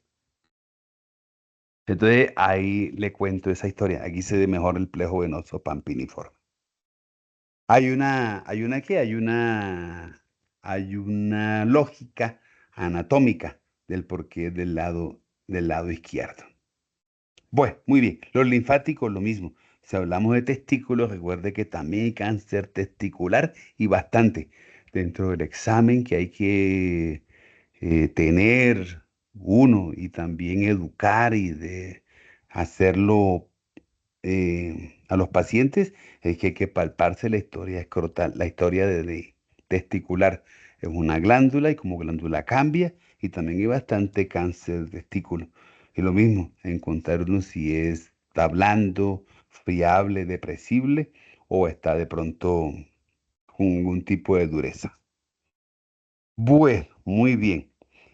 Para la historia del testículo, entonces le colocamos el plexo que está dentro de cavidad pélvica, el plexo hipogástrico. Del plexo hipogástrico inferior tienen que nacer nervios que vayan con destino a, ¿a qué? A la historia escrotal. Hay ramos escrotales escrotales y testiculares. Pero para testículo, plejo hipogástrico inferior. Es el que tiene mayor influencia a nivel de la gónada. Bueno, hablar de pene, el segundito.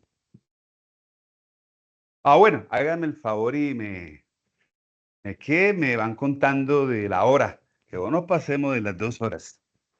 Entonces, por ahí falta, a las 5, hagamos el ejercicio hoy completo.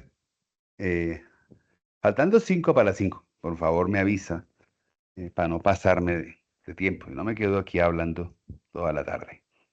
Entonces, mire, en la historia de pene hay que hablar de dos porciones. Ya le conté, una parte de pene que no se ve, una parte que es profunda.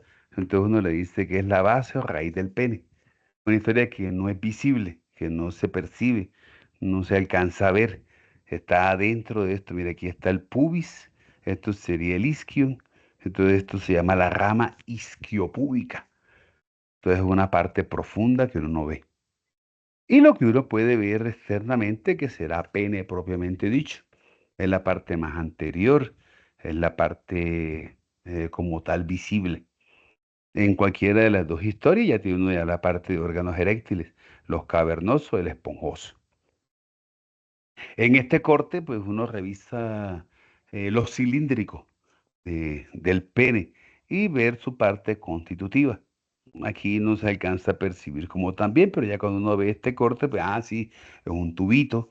Y entonces le veo aquí los dos cuerpos cavernosos y debajo un cuerpo esponjoso. Veo cómo están constituidos y cómo hacen parte de una historia de posterior hacia anterior, o una historia antero-posterior de un órgano como cilindro con esa parte constitutiva de cuerpos eréctiles.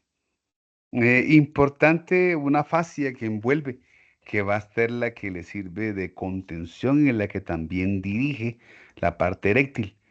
Tiene que aumentar en longitud, pero también en grosor. Y eso se hace a través de una fascia que se llama la fascia profunda de Buck, B-U-C-K.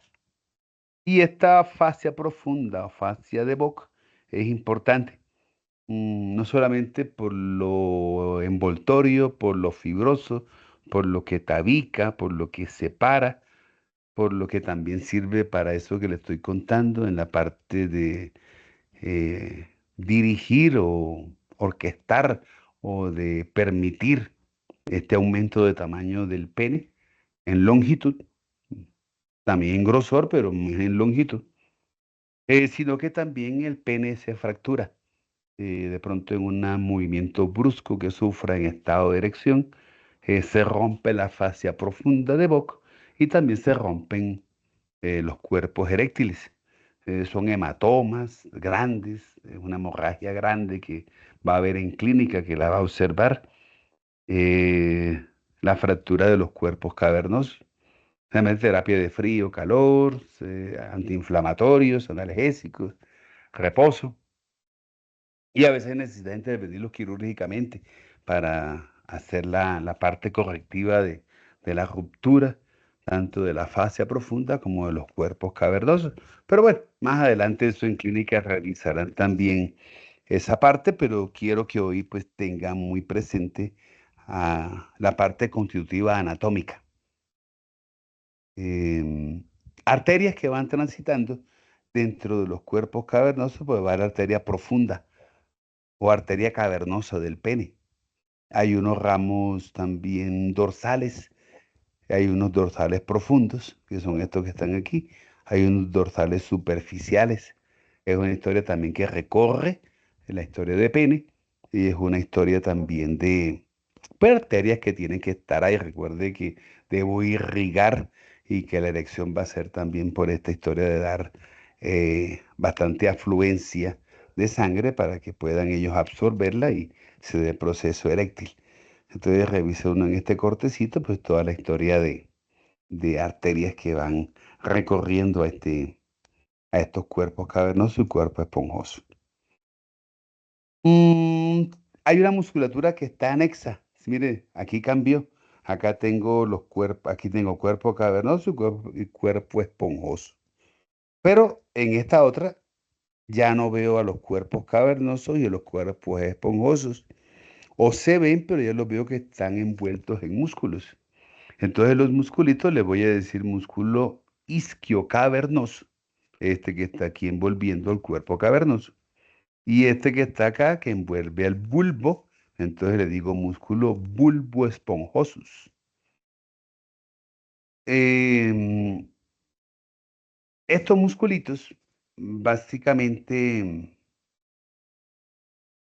lo que buscan es que como tengo una sangre arterial que llega al pene, también tengo una sangre venosa que tiene un sentido contrario.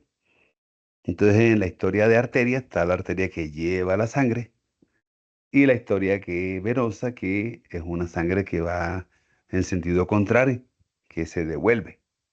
Eso es en todos los órganos es igual, con la misma particularidad o con lo mismo, como se ha entendido, como lo han visto hasta ahorita. Pero entonces en el caso del pene tengo algo, y es que debo inundarlo de sangre arterial para que él tenga erección. Pero entonces también tengo que controlar el mantener la erección.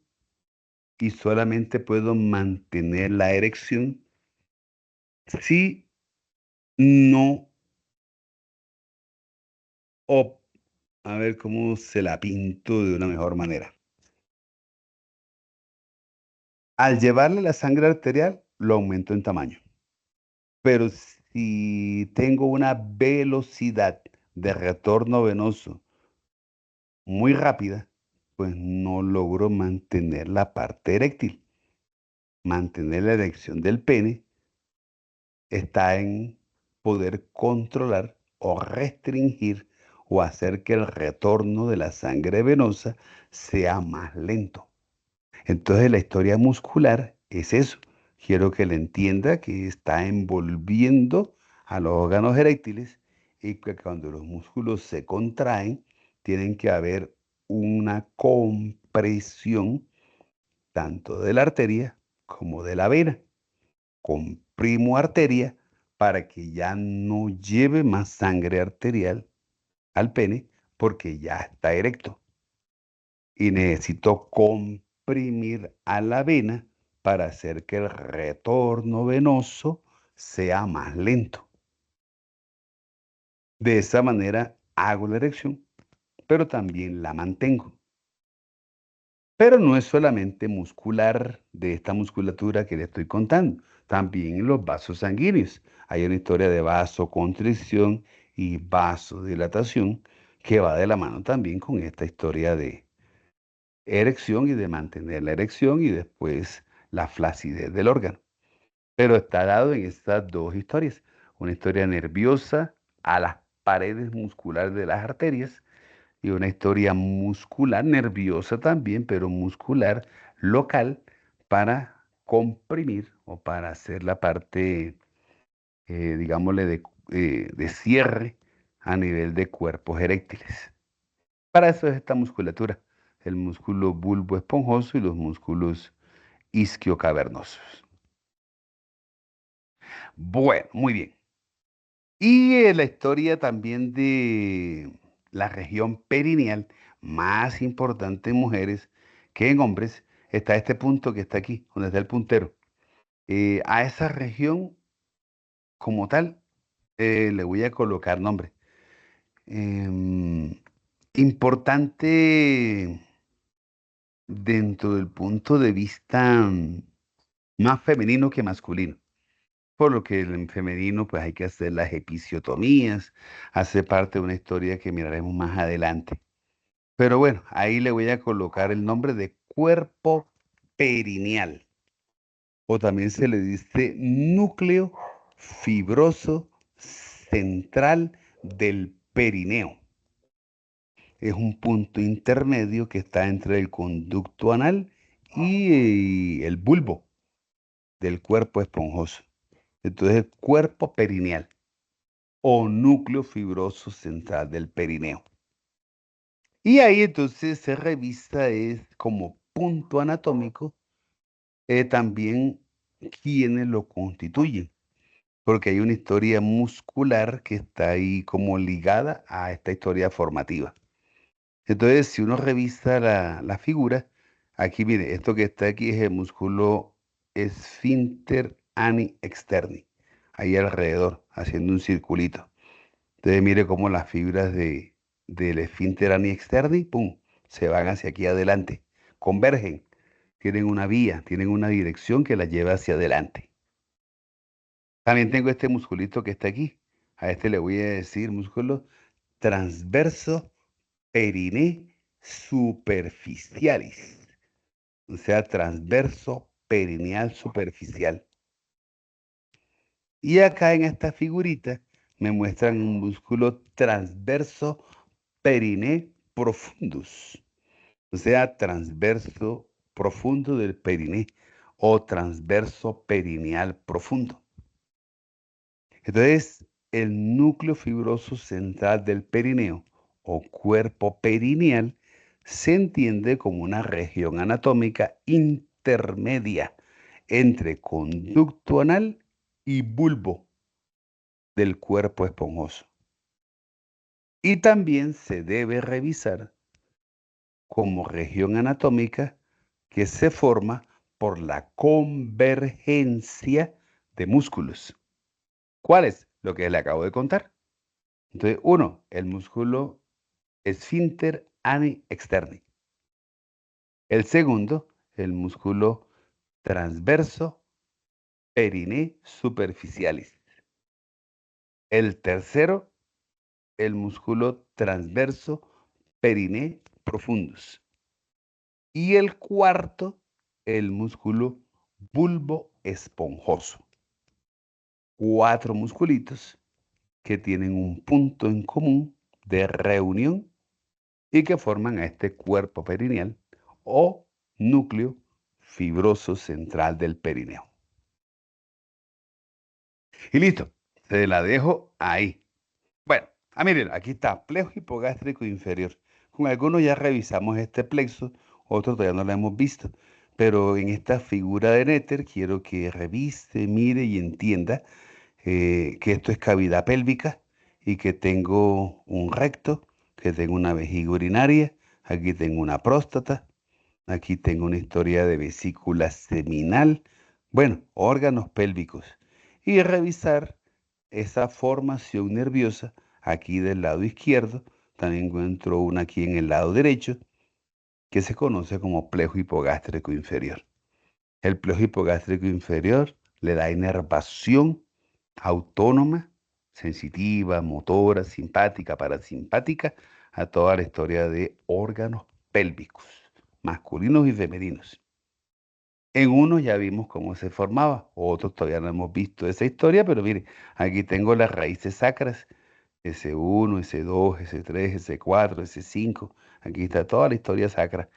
Mire, S2, S3 y S4, aquí están los nervios espláncnicos sacros, están pudendo, mira, aquí viene el pudendo.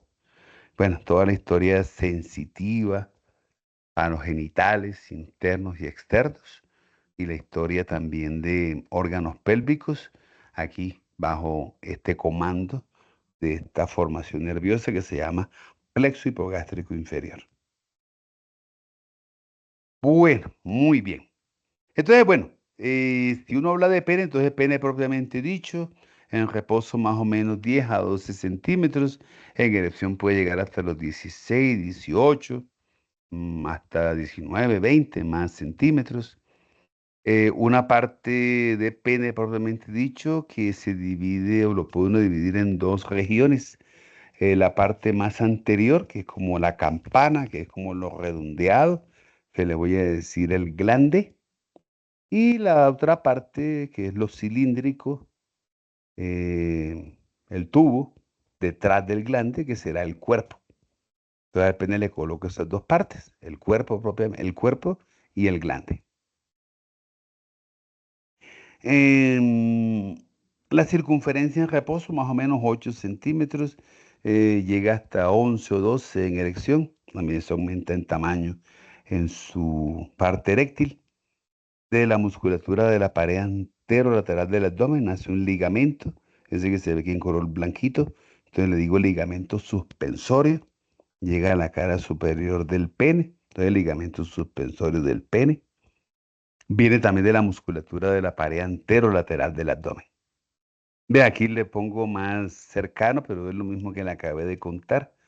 Eh, los dos cuerpos cavernosos y el cuerpo esponjoso con las arterias en un corte. Hay que revisar el borde. En la parte, el glande tiene en su parte más anterior un huequito. Entonces, el huequito será el meato urinario externo, donde termina la uretra.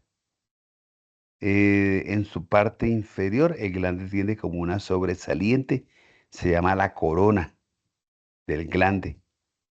Debajo de la corona hay como un surquito, ahí donde tengo el señalador. Entonces sería la parte del cuello, pero como se forma un surco, a esa región de cuello y al surco hay que colocarle nombre. Entonces le voy a decir surco balano prepucial. Ah, mira, lo quita. Surco balano prepucial. Ahí encuentro unas glandulitas. Se llaman las glándulas de Tyson. Y eso provoca una secreción. A la secreción también se le coloca nombre. Se llama el esmegma. Lubrica, le da esa parte característica, lubricante a la región, pero hay que también, en la limpieza que hace uno, hay que limpiar esa región porque este esmegma pues se queda depositado, si no se remueve pues se descompone, toma mal olor, puede provocar infecciones a nivel de peri, a nivel de glande. Se llama la balanitis. Aquí lo que Nether trata de mostrarle es una piel que debe cubrir al glande, pero también es una piel que si yo, o sea, es una piel que es móvil. Si yo la llevo hacia adelante, tiene que cubrir al glande. Si la llevo hacia atrás, tiene que descubrir al glande. Bueno, a esa piel, lo que está agarrado con las pincitas, se llama el prepucio. Y encuentro cómo eh, hay algo que me está uniendo al glande con el prepucio. Entonces se llama el frenillo. Le digo el frenillo prepucial.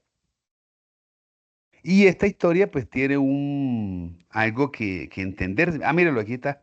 Entonces, mire, esta historia es el prepucio. Entonces puedo llevar al prepucio así, o debo poder desplazar hacia atrás esta piel y dejar descubierto al glande. Pero si llevo la piel hacia adelante, el prepucio también tiene que poder cubrir al glande. Bueno, este orificio prepucial puede ser muy estrecho, lo que hace entonces que el paciente no pueda descubrir al glande. Entonces no se puede hacer una buena limpieza del esmegma. Eso causa balanitis o balanopostitis, inflamación de esa región, supuración, materia, hay pus, hay abscesos ahí a nivel de esa región. Entonces por eso lo que le muestra aquí la historia, mire, el paciente por más que quiera de pronto retraer, solamente se descubre esta pequeña porcioncita del glande. Eso trae problemas. Entonces, el procedimiento que está aquí es lo que se llama la circuncisión. Siempre que hay ese tipo de problemitas o de inconvenientes, hay que circuncidar. Es la historia de cortar parte de la piel del prepucio, de este orificio, para poder hacer que sea un mejor desplazamiento y que quede descubierto. Ah, mire, aquí le tengo una imagencita también. Mire, ahí está muy estrecho. Entonces, la parte del procedimiento, lo que se hace, lo que se retira, y la idea es poder hacer que la piel, quitar parte de esa piel que está muy estrecha y que no permite que haya una buena eh, exposición del glande, sea para la limpieza del surco varano prepucial o sea en la parte eréctil para que quede descubierto. Entonces, este problemita ahí, con esa vista y con esa solución quirúrgica. Y también con la parte, recuerde, la parte dolorosa, la parte infecciosa, que es la balanitis o balanopostitis, también se le conoce con ese nombre. Para pene y para los cuerpos eréctiles, todavía también le había contado, mire, esta arteria que está aquí, la dorsal profunda, hay una bulbouretral, es esta que entra aquí, ramos bulbourethrales de la pudenda. Esta que está aquí es la arteria cavernosa, que también se llama arteria profunda del pene. Aquí aparece como deep artery, es la arteria que va dentro de los cuerpos cavernosos. La pudenda da un ramito, que es este que va por aquí, que es la arteria dorsal del pene. En la mujer se llama dorsal del clítoris. Va con destino al glande. Es la rama terminal de la arteria pudenda, exclusivamente para el glande, pero en su recorrido, pues va con destino al glande, pero en su recorrido por el cuerpo del pene da ramitos que se distribuyen a los cuerpos cavernosos y a los cuerpos esponjosos. Miren, aquí está, miren. Aquí veo la arteria y mire cómo da ramitos que van toda la historia de las arterias que recorren el pene, van dando ramos para los cuerpos cavernosos y los cuerpos esponjosos. A todo lo largo de ese recorrido del órgano, ahí encuentro unos ramitos. Pero básicamente son de esas arterias. La bulburetral, rama de pudenda, esta que está aquí, que es la cavernosa o arteria profunda del pene, la dorsal del pene y la dorsal superficial. Es una historia de arterias. La dorsal superficial es ramo de una pudenda externa. Todas las demás son ramas de eh, pudenda interna. O sea, siempre que escuche pudendo es genital. Si es pudendo externo, es de femoral. Y si es pudenda interna, es ramo de ilíaca interna. Es la única salvedad que hay que hacer ahí. Pero son arterias que... Ah, también las pueden encontrar con el nombre de circunflejas, porque todo lo que da la vuelta es como circunflejo. Y como aquí, mire, envuelve la arteria va por encima y da unos ramitos que van envolviendo. Entonces, por eso también se le llama arterias circunflejas. Van por las caras laterales del pene. Y bueno, muy bien, esta es una historia. Es la historia de pene y es la historia de reproductor como tal masculino. Hace falta todavía la parte interna, pero esta la miramos más adelante. En promedio, entonces, más o menos en una eyaculación, más o menos hay 2,5 a 5 mililitros de fluido, de semen como tal. La próstata más o menos aporta un 25 a un 30% del volumen de toda la secreción. Una secreción que es nutritiva para los espermatozoides, tiene lípidos, pero también tiene azúcares, que le dan energía a los espermatozoides, y más o menos tiene que haber entre unos 50, 150 millones de espermatozoides en una eyaculación, aproximadamente, más o menos, ahí como dato. Em, y bueno, cordón espermático, para que de pronto lo tenga en cuenta. En la historia de cordón espermático hay como tubito, mire todo lo que está contenido ahí. Entonces le conté de la arteria testicular, la vena testicular, pero también tengo que revisar un conducto deferente.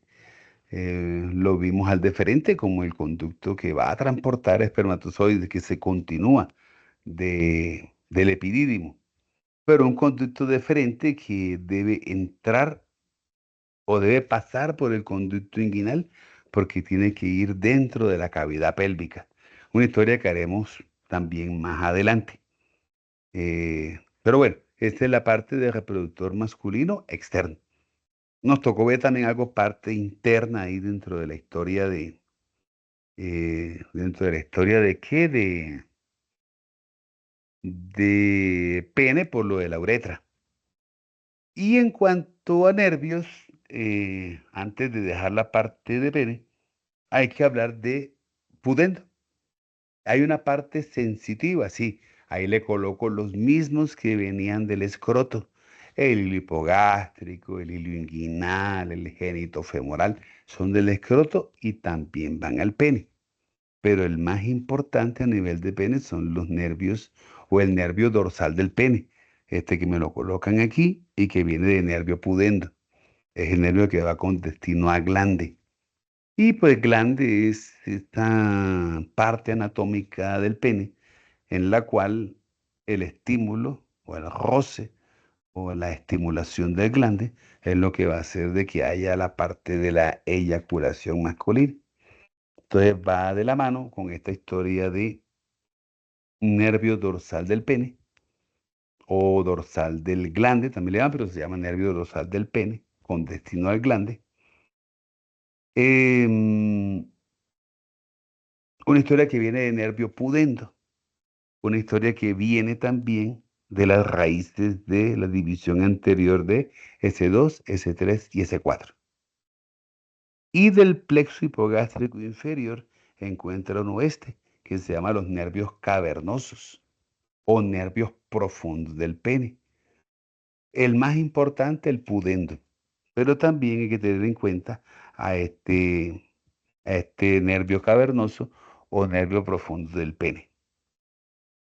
Los problemas es que tanto los ramos que vienen de pudendo como los ramos de plexo hipogástrico inferior pasan cercanos a próstata. Siempre que se hacen procedimientos en próstata, como las prostatectomías, las hernias a nivel de las hernias discales que estén comprometiendo las raíces sacras, pues van a comprometer también la parte eréctil. Hay una disfunción eréctil que está asociada con la compresión de las raíces a nivel sacro, las hernias discales y también los crecimientos de próstata o las prostatectomías, porque los procedimientos quirúrgicos, pues entre más radicales sean, tienen mayor incidencia en poder afectar a las ramas de plejo hipogástrico inferior como nervio cavernoso profundo del pene, o los ramos del nervio dorsal del pene, e inclusive hasta esto, los ramos bulbo-uretrales, por su cercanía a la glándula, a la próstata. Entonces, esta parte quirúrgica de acceso puede traer como consecuencia la disfunción eréctil en el paciente. Así que hay que contarlo y hay que el paciente saber el riesgo que hay siempre que se vea afectada la próstata o que haya que hacer procedimientos en próstata. Profe, Bueno, qué sí, pena. señor, cuénteme. Ya son las 5. Ah, listo. Entonces, quedamos así, en reproductor masculino. Bueno, ahí hicimos un festivo diferente, ahí revisamos esta partecita y bueno, no perdimos tiempo. Grupo B y C me recuerda que ya tenemos esta historia vista. Y bueno, la próxima vez que nos veamos, pues seguimos con el tema genital. Revisamos genitales internos y el resto de historia que nos hace falta. Gracias por el espacio, por sacar parte de su tiempo hoy también de descanso para que hubiéramos podido haber hecho esta revisión anatómica. Listo, Entonces nos listo. vemos unos el lunes y otros el viernes. Listo, doctor, feliz Listo. tarde. Bueno, muchas gracias, se cuidan bastante. Gracias a usted. Bueno, muy bien. Cualquier duda me cuentan.